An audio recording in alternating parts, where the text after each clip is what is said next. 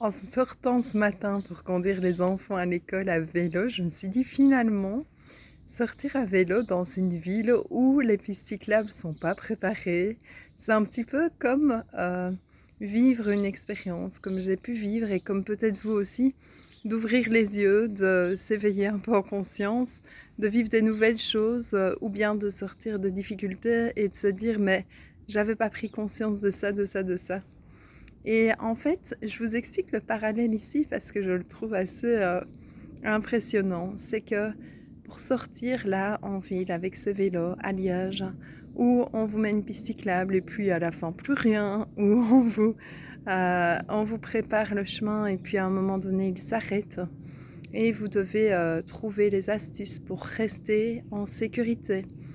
Eh bien, c'est un petit peu comme lorsqu'on ose écouter ce qui nous anime profondément, lorsqu'on écoute notre cœur. Pourquoi? Parce qu'on est dans une société où on a été habitué à aller vite, vite, vite. Et ralentir, par exemple, c'est quelque chose qui n'est pas du tout naturel. C'est quelque chose qui apparaît souvent lors d'un burn-out, lors de vacances où on n'en peut plus et où on se dit je dois prendre des vacances.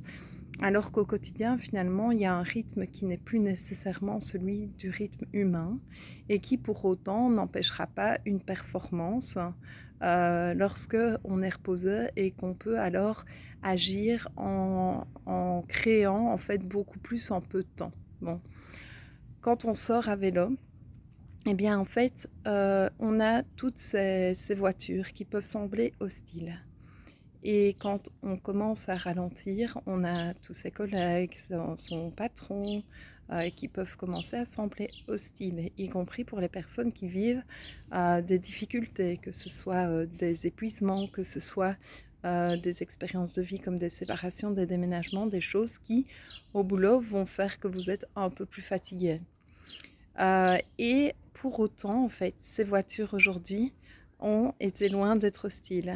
Les gens, en fait, ouvraient leurs fenêtres en disant bravo aux enfants d'avancer, d'aller à l'école à vélo. Et en fait, quand on s'approche de ce qu'on pense être une hostilité, eh bien, parfois, on peut se rendre compte que les deux mondes peuvent coexister. Et j'ai pris le cas des moments où on est plus fatigué, où on arrive au boulot et que c'est un peu plus compliqué.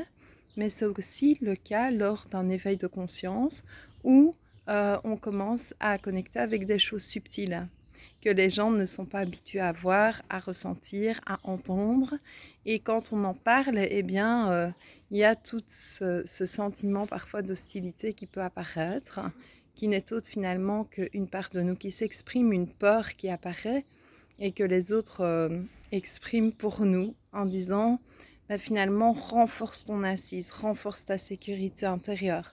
C'est comme à vélo.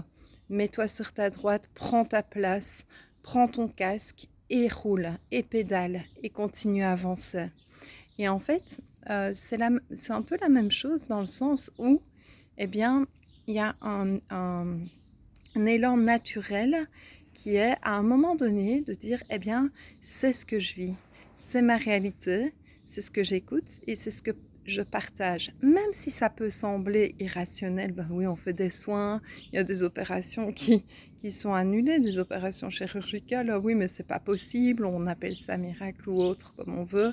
Des personnes autour peuvent avoir l'impression que ils ne comprennent pas. Et certains peuvent trouver ça dangereux, au même titre que de sortir à vélo là où il y a des voitures. Et en fait, les deux mondes peuvent coexister.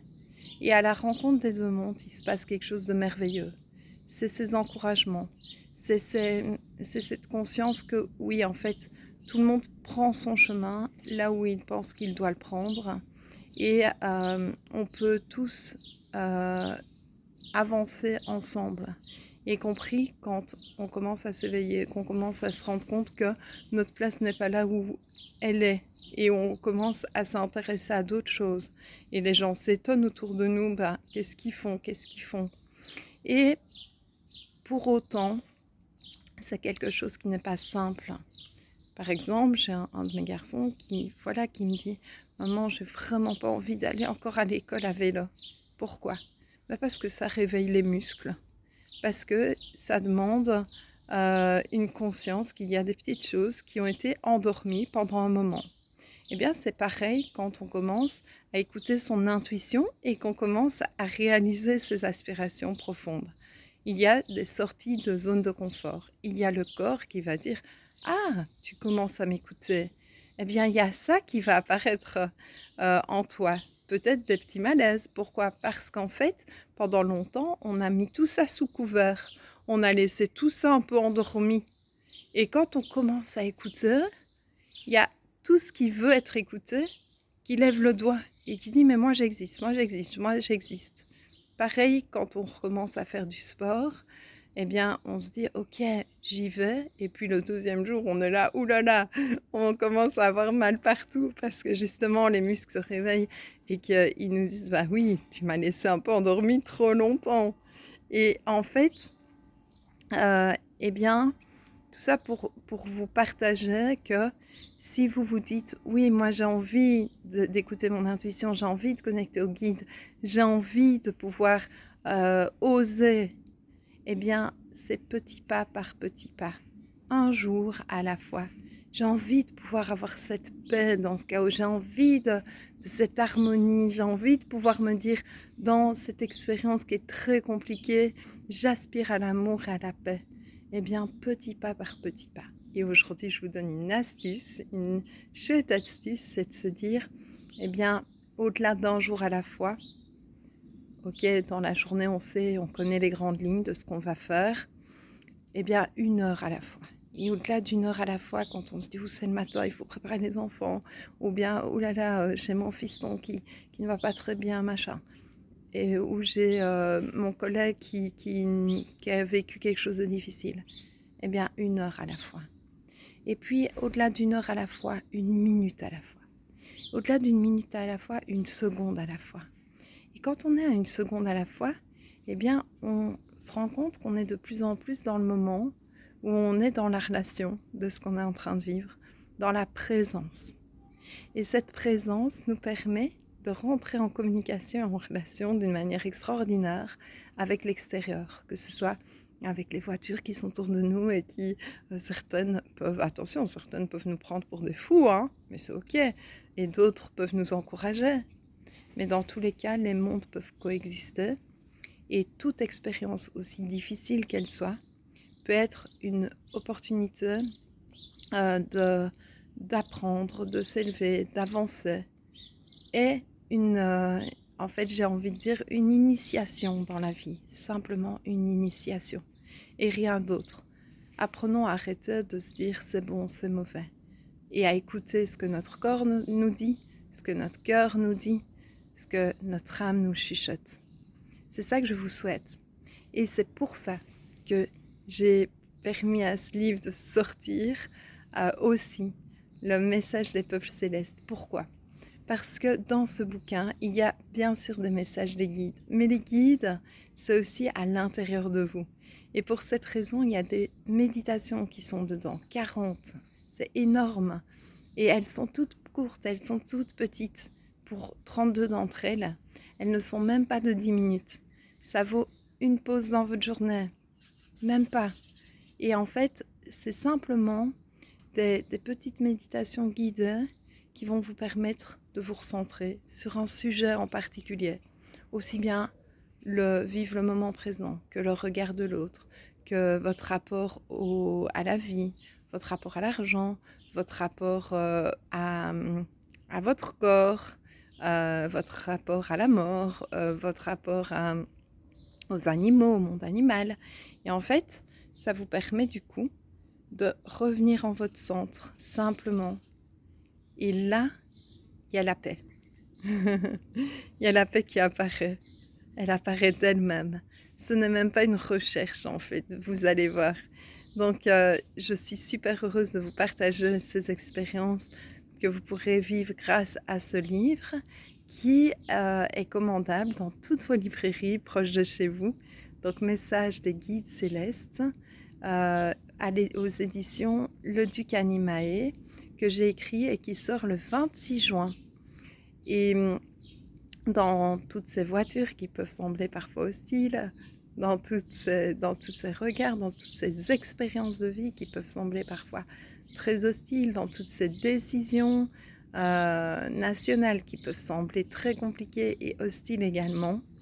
Eh bien, au-delà de l'hostilité, il y a la rencontre qui nous est proposée.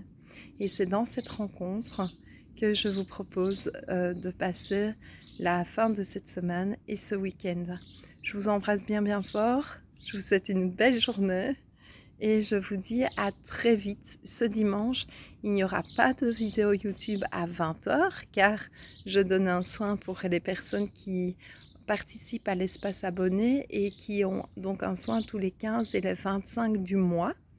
Quand je dis je donne un soin, je partage comment vivre un soin afin que chacun puisse le vivre chez lui. Tout ça est enregistré. Si vous voulez d'ailleurs rejoindre cet espace, eh bien vous n'hésitez pas car vous pouvez le rejoindre quand vous le souhaitez. Donc même maintenant, même si ça a démarré il y a 2 mois, vous pouvez le rejoindre maintenant. Donc ça c'est génial. C'est ça pour vous dire que donc sur ma chaîne YouTube, vous retrouverez donc la dernière vidéo de dimanche passé qui était sur le sujet de la fête des pères, car en Belgique c'était la fête des pères, donc la notion du rôle de père et la Pentecôte, parce que c'était le dimanche de Pentecôte, donc ce souffle de vie. J'ai mon petit chat là qui... voilà, ça bouge un petit peu. Je vous souhaite une belle journée et je vous dis à très très vite. Abonnez-vous à la chaîne, comme ça vous recevrez les notifications quand il y a quelque chose.